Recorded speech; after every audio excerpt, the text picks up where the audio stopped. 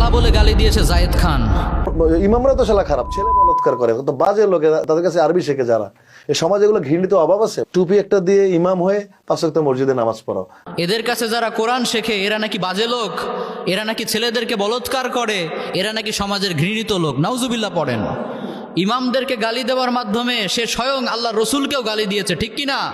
কারণ আল্লাহ রসুল নিজেও একজন ইমাম ছিলেন, তিনি মসজিদে নামাজ পড়াতেন, সাহাবীদেরকে কোরআন শিখাতেন। সুতরাং ডিরেক্টলি ইনডিরেক্টলি কেউ যদি আমার পেয়ারা হাবিবকে নিয়ে কটূক্তি করে, এদেশের তৌহিদি জনতা তাকে ছেড়ে কথা বলবে না। চিল্লা বলেন ঠিক কিনা?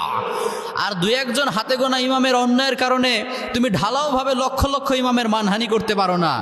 আরে মিয়া, যে ইমাম সাহেব তোমার মা বাবার বিয়ে না পড়ালে তুমি জারজ সন্তান হিসেবে বিবেচিত হতে, সেই ইমামের চরিত্র নিয়ে তুমি আজকে কথা বলছো। ইমামরা আর যাই হোক তোমার মতো নারীবাজ লম্পট না। চিল্লা বলেন ঠিক কিনা?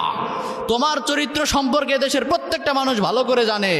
ওই ইমামদেরকে নিয়ে তুমি কথা বলেছো, আর যাই হোক তোমার জানাজার নামাজে কোনো ইমাম সাহেব দাঁড়াবে না। চিল্লা বলেন ঠিক কিনা?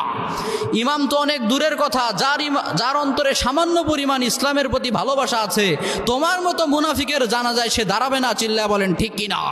তোমার এই কথার মাধ্যমে আমাদের ধর্মীয় অনুভূতিতে আঘাত লেগেছে। এদেশের অনারেবল প্রাইম মিনিস্টারের কাছে আমরা আকুল আবেদন জানাই, এই ইসলামকে নিয়ে ঠাট্টা করার কারণে, ইমামদেরকে গালিগালাজ করার কারণে, আমাদের ধর্মীয় অনুভূতিতে আঘাত হানার কারণে এই জায়েদ খানকে দ্রুত আইনের আওতায় এনে তাকে সবার সামনে সম্মুখে তার বিচার করা হোক, ঠিক কিনা? এবং পাশাপাশি প্রত্যেকটা ইমামের কাছে আমার আবেদন, ভুলেও কোনো ইমাম যেন এই মুনাফিকের জানাজা আপনারা পড়াবেন না। যার হৃদয়ে ইসলামের প্রতি ভালোবাসা আছে, এই মুনাফিকের জানাজায় দাঁড়াবেন না। আর প্রধানমন্ত্রীর কাছে আমরা চাই তার বিচার করা হোক, অন্যথায় এদেশের তৌহিদি জনতা জুতা পেটা করে তাকে দেশ ছাড়া করতে বাধ্য হবে।